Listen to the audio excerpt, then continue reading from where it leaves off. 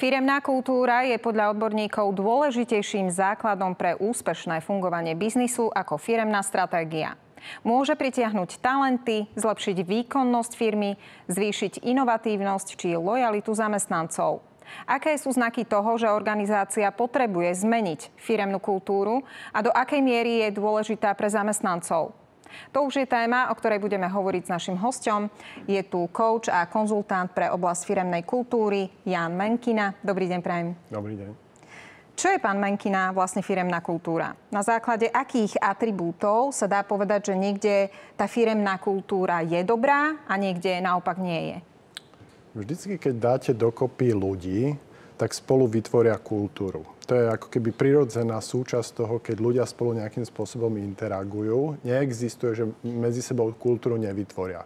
Je kultúra v rodine, kultúra v klube, vo firme, aj v celej krajine. A rozdiel je len, či tí lídri s ňou vedomo a ideálne zrelo pracujú. Čiže to je ten asi úplne najhlavnejší rozdiel.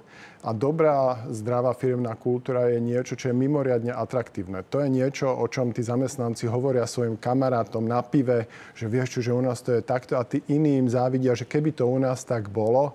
Čiže on má veľký dopad na to, že ako je vnímaná tá zamestnávateľská značka, ako sú ľudia v tej firme pripravení robiť extra mílu, ako sa nechajú postojovo ovplyvniť svojim CEO. Má to na strašne veľa vecí dopad a najmä vlastne to post-covidové obdobie tejto téme veľmi nahralo. Že už sa nedajú firmy riadiť strachom alebo tlakom. Ľudia nie sú ochotní čím ďalej mladšie generácie robiť to, čo robili ich rodičia v práci. Čiže toto všetko ako keby znásobuje dôležitosť tej témy. Prečo je tá dobrá firemná kultúra taká dôležitá? Ak by sme to poňali tak aj biznisovo.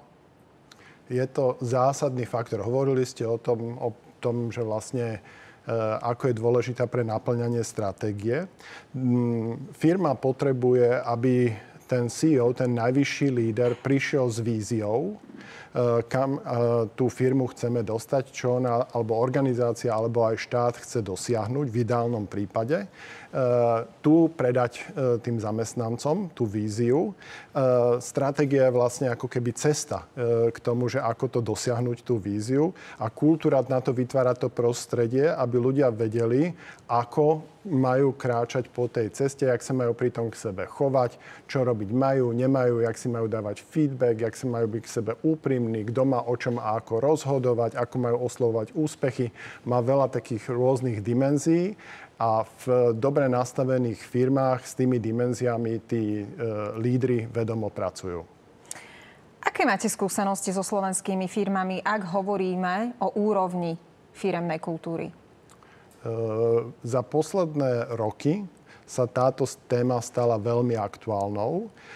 Dalo by sa povedať, že aj keď sme napríklad na konferencii a tá téma je otvorená, tak vidíme, že sú veľké rozdiely medzi firmami. Sú firmy, kde vlastne s jednotlivými dimenziami, keď aj nepracujú s celou kultúrou naraz, tak minimálne s tými kľúčovými dimenziami vedomo cieľene pracujú. Majú vlastne na to rôzne iniciatívy z materských organizácií, mnohé veci zavedené a vlastne je to ako keby automatická súčasť orchestrácie tej spoločnosti. Tie firmy majú dlhodobo náskok, až po firmy, kde v podstate ešte stále si neuvedomili to, že vízia, poslanie a hodnoty to nie je niečo, čo si napíšeme na stenu a týmto končí. A na zamestnancov vytvárame tlak alebo strach, lebo z toho je potom výsledkom tá frustrácia, tak jak to povedal prezident. Je úroveň tej firemnej kultúry súčasťou aj tzv. ESG štandardov? Áno, ona je priamo súčasťou toho. Ona je podmienka najmä pri veľkých firmách. Ale k tej téme by som povedal jednu dôležitú vec, že v oblasti firemnej kultúry to nefunguje, keď je to formálne. Keď je to napísané na papieri alebo na nejakom dokumente, ktorý máme, lebo sa to od nás očakáva, či už zo zákona, alebo z regulácie, alebo z materskej organizácie, to ľudí len dráždi. Firemná kultúra, podobne ako vstupovanie do role lídra, musí byť úprimné. To musí byť, že tí ľudia cítia, že tomu šéfovi na tom naozaj záleží, ako sa tu máme a že či spolu synergicky niekam kráčame, či máme z toho nejaký pocit naplnenia, radosti, či to je zmysluplné toho, čo sa tu snažíme. Vtedy to dobre funguje. Už dlhšie obdobie je náš trh práce na tom tak, že v podstate každý sektor hospodárstva hlási nedostatok kvalifikovanej pracovnej sily.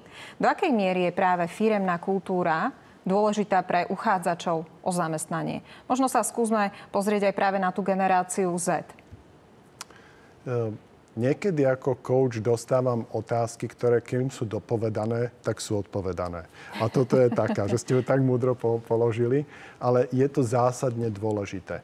A v podstate, tak, jak sa vyvíja ten čas, tak najmä v niektorých regiónoch máte obrovský vlastne nedostatok talentov alebo aj iných zamestnancov na trhu práce.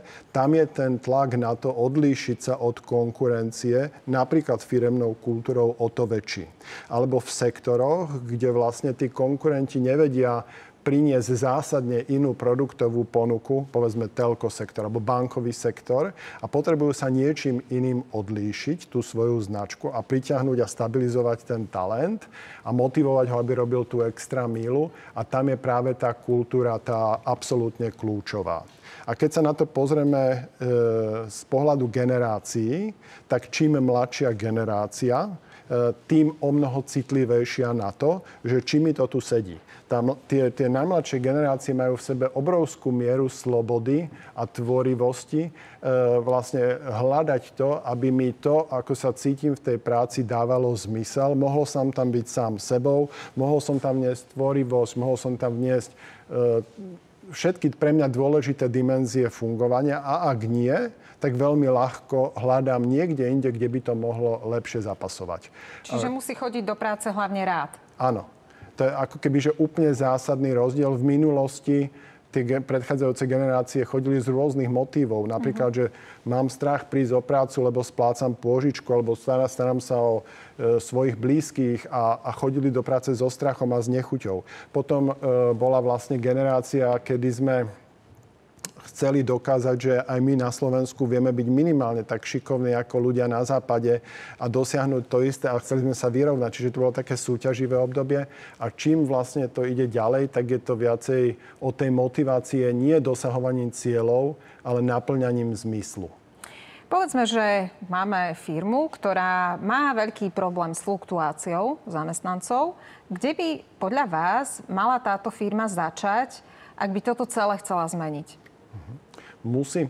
Vždycky, keď firma niečo rieši, tak musí zistiť, kde je ten pes zakopaný. Že či je to s tým, že majú pokazené meno, alebo že tí zamestnanci neveria tým svojim lídrom, alebo ich nekonkurencieschopnosť vyháňa, alebo majú strach o budúcnosť tej spoločnosti, lebo sa tam rozšírili nejaké šumy.